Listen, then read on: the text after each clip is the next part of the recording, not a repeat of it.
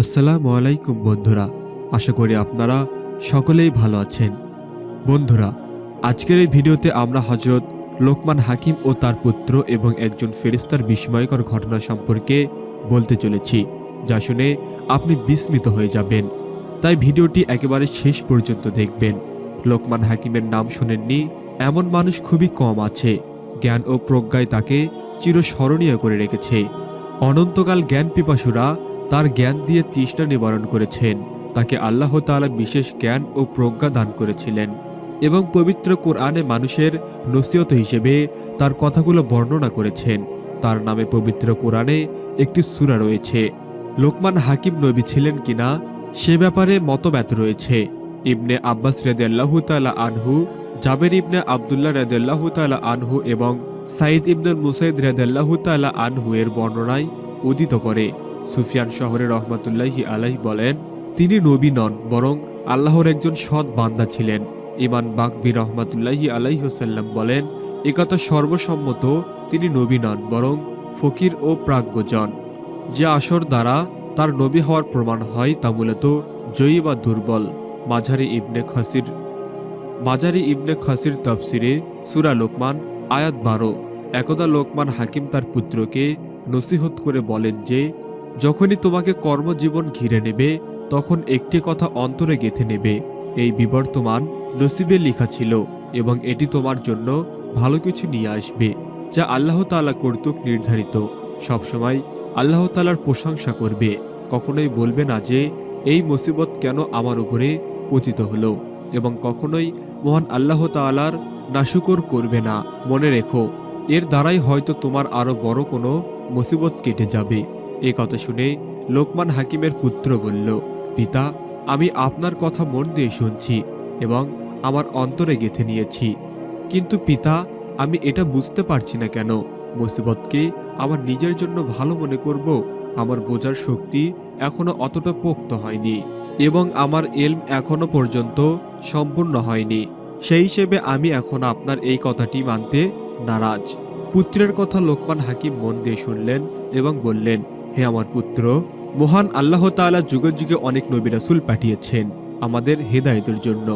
আমাদের এই জামানাতেও মহান আল্লাহ তাআলা তার একটিও নবীকে পাঠিয়েছেন। আমরা সেই নবীর বরকতে আলোকিত হই।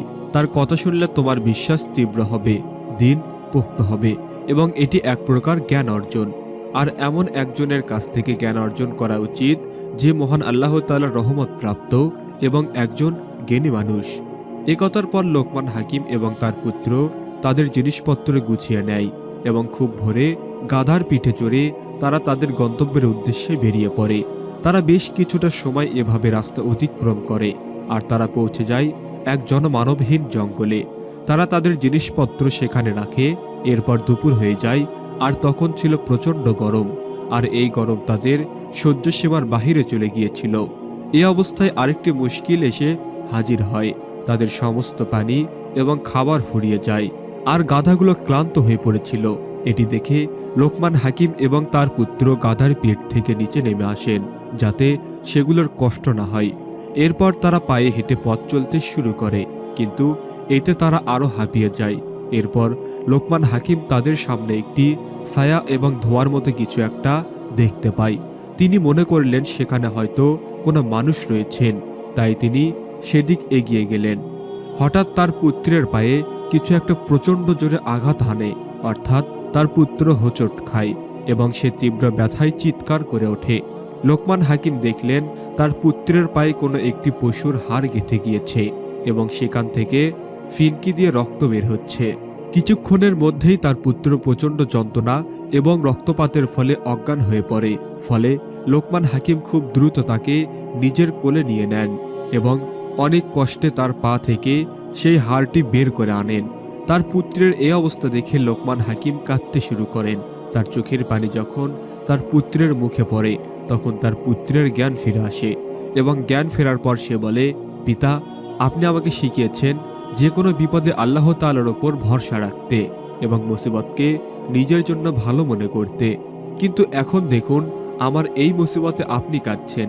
আমাকে একটু বলবেন এই মুসিবত আমার জন্য কি ভালো নিয়ে আসবে? আর দেখুন, আমাদের খাবার এবং পানীয় শেষ হয়ে গেছে। এখন আমরা এই জনমানবহীন জঙ্গলে সম্পূর্ণ এক অসহায় অবস্থায় রয়েছি। এখন আপনি যদি আমাকে এই জঙ্গলে ফেলে চলে যান তবে আপনি হয়তো বেঁচে যাবেন, কিন্তু আমার শোকে আপনি পাগল হয়ে যাবেন। অপরদিকে আমার সঙ্গে আপনি যদি এই জঙ্গলে এই অবস্থা থেকে যান তবে আমরা দুজনেই ক্ষুধার তৃষ্ণায় মারা যাব। এখন বলুন, এতে আমাদের জন্য কি ভালো রয়েছে? পুত্রের এই কথা শুনে লোকমান হাকিম বললেন, বেটা, আমি কাঁদছি এই কারণে যে আমি একজন বাবা, আর প্রতিটি বাবাই তার সন্তানদের কষ্ট চোখের সামনে সহ্য করতে পারে না। এটা প্রতিটি বাবার বৈশিষ্ট্য। বেটা, এমন হতেই পারে যে তোমার ছোট্ট এই মুসিবতের কারণে মহান আল্লাহ তাআলা আমাদের জীবনের অনেক বড় কোনো মুসিবত সরিয়ে নেবেন। পুত্রের কথা শোনা অবস্থায় লোকমান হাকিম আবারও সামনে তাকালেন এবং খেয়াল করলেন যে সেখানে কোনো ধোঁয়া বা কোনো ছায়া নেই। তিনি অবাক হলেন আর ভাবলেন, কিছুক্ষণ আগেই তো এখানে ধোঁয়া আর ছায়া দেখলাম, আর এখন সেগুলো কোথায় গেল?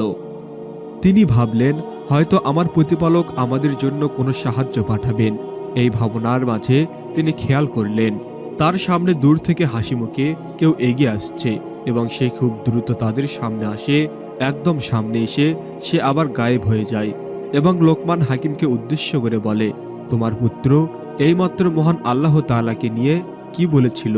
লোকমান হাকিম তখন উত্তর দেয়, হে আল্লাহর বান্দা, আপনি কে?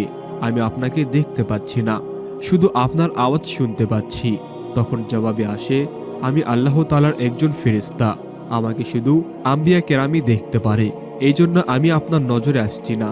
আপনারা শুনুন, মহান আল্লাহ তাআলা আমাকে হুকুম দিয়েছেন আমি যেন ফালাহ সহ এবং তার আশেপাশের সকল মানুষকে জমির নিচে দাফন করে দেই।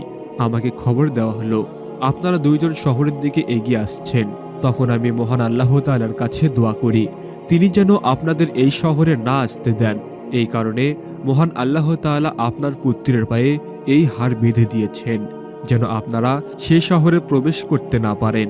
আপনারা এই ছোট্ট মুসিবতের কারণে অনেক বড় একটি মুসিবতের হাত থেকে বেঁচে গিয়েছেন, কারণ আমি সে মুসিবতের সম্পূর্ণ উল্টে দিয়েছি। সেখানে এখন আর কেউ বেঁচে নেই।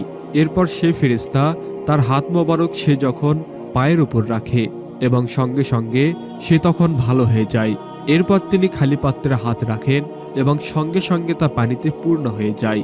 এরপর খাবারের পাত্রে হাত দিতেই তা খাবারে পরিপূর্ণ হয়ে যায়। এরপর সে ফেরেশতা মহান আল্লাহ তাআলার হুকুমে তাদের দুজনকে নিয়ে তাদের সমস্ত মালপত্র এবং গাধাকে নিয়ে উড়াল দেয়।